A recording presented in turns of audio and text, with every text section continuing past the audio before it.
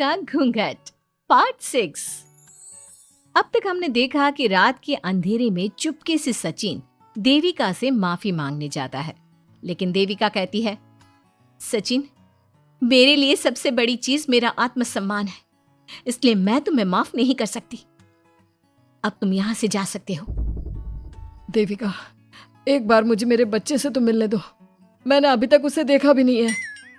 कौन सा बच्चा सचिन? वही बच्चा जिसे तुमने और तुम्हारे बाप ने अपने घर के अंदर तक नहीं घुसने दिया। आज अचानक बच्चे की याद कैसे आ गई? देखो सचिन, चले जाओ यहां से।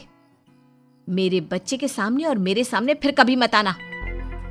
सचिन जब घर जाता है तो घर के सभी आदमी उसे डांटने लगते हैं। इतनी रात को कहाँ गया था सचिन? देविका से माफी मांगने। तुझे शर्म नहीं आई अपनी बीवी से माफी मांगते हुए? घर की इज्जत का कुछ ख्याल है कि नहीं? लेकिन चाचा जी, आखिर अपनी ही पत्नी से माफी मांगने में कैसी शर्म? लो जी लो, नवाबजादे पूछ रहे हैं कि कैसी शर्म। अरे मुझे अभी तक यह समझ में नहीं आता कि देविका तेरी पत्नी है या तू देविका की पत्नी है। जीजा जी, पति पत्नी एक समान होते हैं और माफी मांगने से कोई छोटा बड़ा नहीं होता। काश मैंने पहले अपनी पत्नी का साथ दिया होता।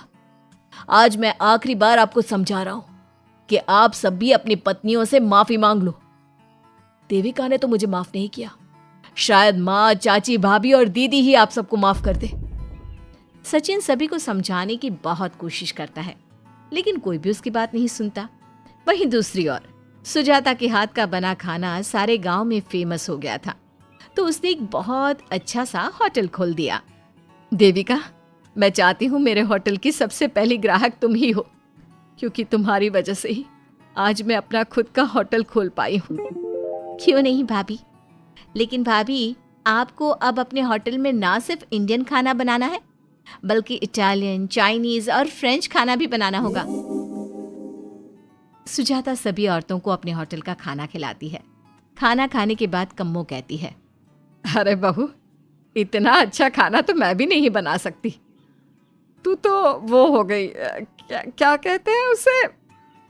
मास्टर शेफ चाची जी। हाँ, मास्टर शेफ। बहू, अब तेरा होटल चलेगा नहीं बल्कि दौड़ेगा। हाँ बहू, तूने सच में खाना बहुत स्वादिष्ट बनाया है। अब वीना बेटी, तुझे क्या करना है? अपना बुटीक कब खोलेगी? माँ, कल ही कर देती हूँ।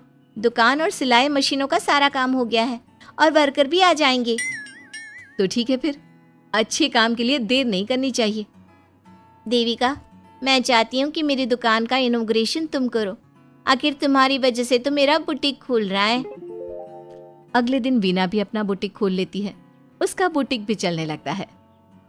माँ, आजकल ना कस्टमर ज्यादा हो गए हैं। बुटीक में जो वर्कर है वो वर्कर कम पड़ रहे हैं। मुझे और वर्कर की जरूरत है। बेटी, गांव में तो तुझे कोई मिलने से रहा। अच्छे वर्कर तो शहर से ही मिलेंगे। हमें भी कुछ लोगों की ज़रूरत है जो हमारे बर्तन शहर ले जाकर बेच सके।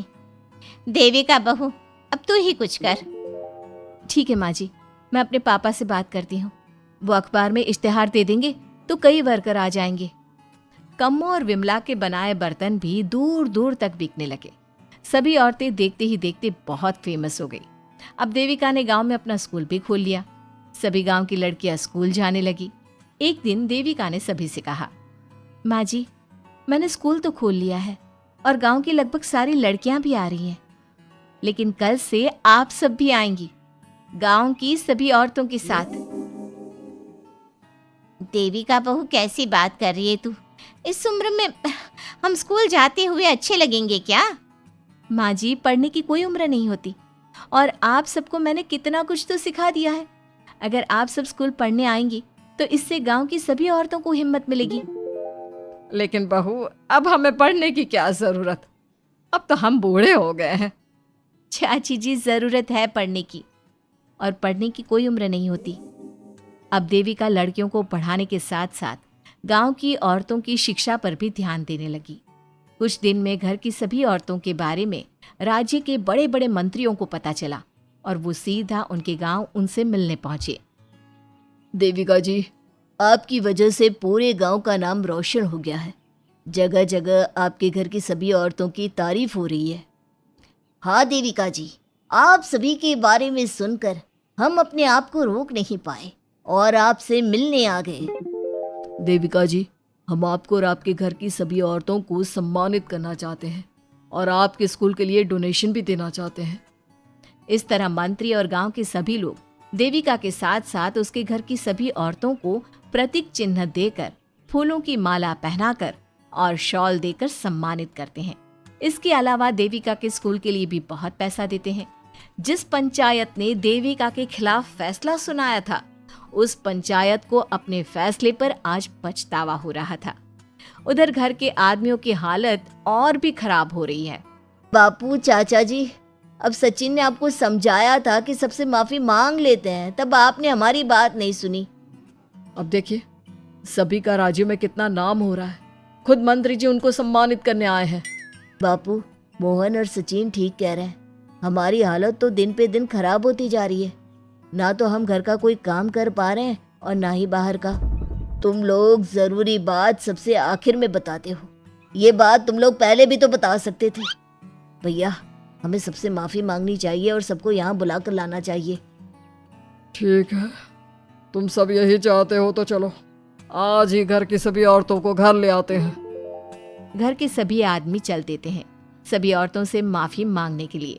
जैसे ही वो औरतों के पास पहुंचते हैं, सभी हैरान हो जाती हैं। कम्मो, ये सब यहाँ क्यों आए हैं? पता नहीं, लगता है आज फिर झगड़ा करने आए हैं हमसे।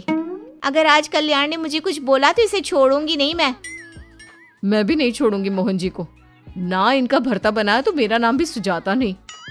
शांत रहो आप सब, देखने तो दो क्या कहते हैं। सभी आदमी अपनी अपनी पत्नियों से माफी मांगते हुए कहते हैं, कम्मो, मुझे माफ कर दो, मैं तुम्हें घर ले जाने आया हूँ। तुम्हारे बिना घर बहुत सुना लगता है विमला, घर चलो। सुजाता, मैंने जो भी तुम्हारे साथ किया उसके लिए मैं बहुत शर्मिंदा हूँ। मुझे तुम्हारी और तुम्हारे हाथ के बने खाने की बहुत याद आती है।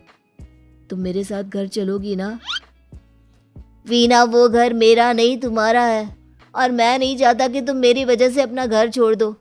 इसलिए अपने घर चलो और हम सबको माफ कर दो। अपने पतियों की इस तरह माफी मांगने से सभी औरतें अपने पतियों को माफ करके उनके साथ जाने को तैयार हो जाती हैं। लेकिन देविका घर आने से मना कर देती है। सभी औरतें उसे समझाती है, देविका बहू, अब घर जाने में क्या दिक्कत है? मांग तो ली सबने माफी। देख तो सचिन भी कितना शर्मिंदा है। हाँ बहू, हमारी लड़ाई तो यही थी कि ये हमसे माफी मांगकर इज्जत के साथ घर ले जाए। अब घर चलने से तेरी शादी बच सकती है। चाची जी, मैं पहले भी बता चुकी हूँ, अब दोबारा से फिर कह रही हूँ, मेरे लिए शादी से बड़ा है आत्मसम्मान। आप लोगों की शादी आपकी मर्जी से नहीं हुई है, लेकिन मेरी शादी मेरी मर्जी से हुई है। इसलिए शायद आप लोगों को फर्क नहीं पड़ता कि आपके पति ने आपके साथ क्या किया, पर मुझे इस बात से बहुत फर्क पड़ता है कि मेरे पति ने मुझे अपने बराबर नहीं समझा और इसलिए मैं उसे माफ नहीं कर सकती। देविका, मैं अपने बर्ताव के लिए बहुत शर्मिंदा हूँ। तो जिंदगी भर शर्मिंदा रहना। और हाँ, आप सब इनके साथ जाना चाहती हैं तो जाइए, लेकिन मेरी एक बात हमेशा याद रखिएगा, शादी सिर्फ एक रस्म होती है। इस रस्म में पति और पत्नी बराबर के हिस्सेदार होते हैं, ना कोई छोटा होता है और ना कोई बड़ा। इसलिए यदि आपका पति आपको सम्मान दे तो बदले में उसे सम्मान दो, नहीं तो वो जैसा करे आप भी वैसा ही करो। देविका सचिन के साथ नहीं जाती है और अपने बेटे के साथ वहीं रहने का फैसला करती है। अब वो न सिर्फ अपने गांव बल्कि हर जगह जाकर महिला शिक्षा और उनके अधिकारों का प्रचार करती है। हमारे प्यारे दर्शकों, हमें कमेंट करके जरूर बताएं कि देविका का ये फैसला आपको कैसा लगा और हमारी कहानी सास का घूंघट आपको कैसी लगी। इसी तरह की मजेदार कहानी सुनने के लिए हमारे चैनल को सब्सक्राइब जरूर करें।